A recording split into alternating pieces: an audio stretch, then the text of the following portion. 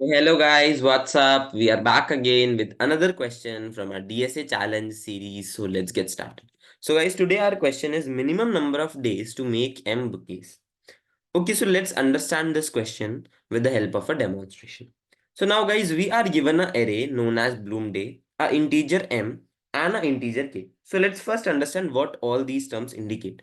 So integer M indicates number of bouquets we need to make, and integer k indicates number of flowers per bouquet. That is, in that particular example, it was given 1 as k and 3 as n. And Bloom day array, each array item indicates number of days required for a particular flower to bloom, and the size of array indicates total number of flowers present. So we need to find minimum number of days such that we can create m bouquets. So m bouquets, and there are k flowers per bouquet. So we need m into k number of flowers. So, and the total number of flowers present are n. So if it is very clear, it is very intuitive that if n is less than m into k, then we can't proceed further. N has to be greater than or equals to m into k. Okay, so our question is we need to find minimum number of days so that we can make m into k. Now we have already considered that case if n is less than m into k. Now if n is greater than m into k, then there will be an answer. And we can think that the answer will be between, in this case, 1 and 10, as 1 is the minimum number of days required for a particular flower, and 10 is the maximum number of days required for a particular flower.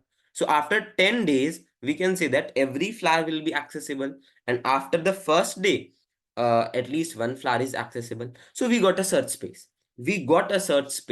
And that's what we need to apply binary search. Yes, we got a search space which is sorted, so we can think of binary search as the answer. Okay, so let's see, just a second.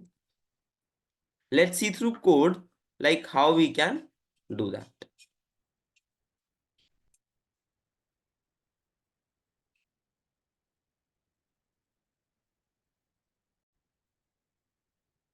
Yeah, guys, let's see through code how we can accomplish this.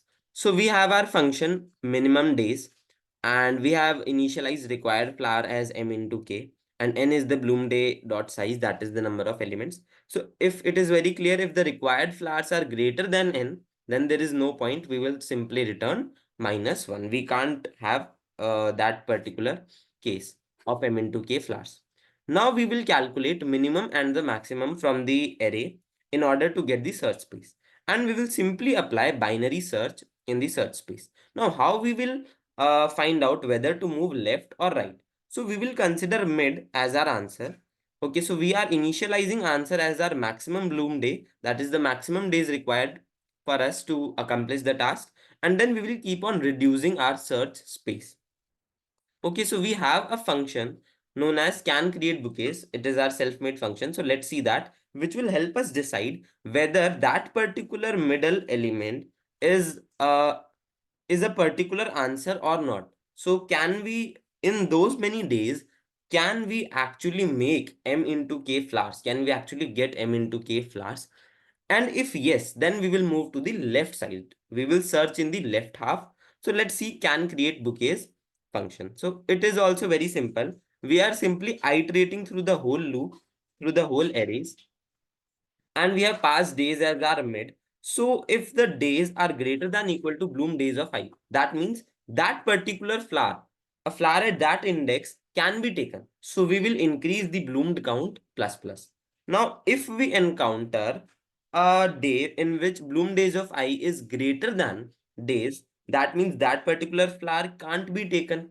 So we will simply initialize bloom count to 0, but before that we will increase the bouquet count by bloomed count by number of flowers per bucket, that is k actually. So after the whole loop, we will just sum bouquet count, as this last part will be left, and then we will check if the bouquet count is greater than equal to total bouquets, that is m.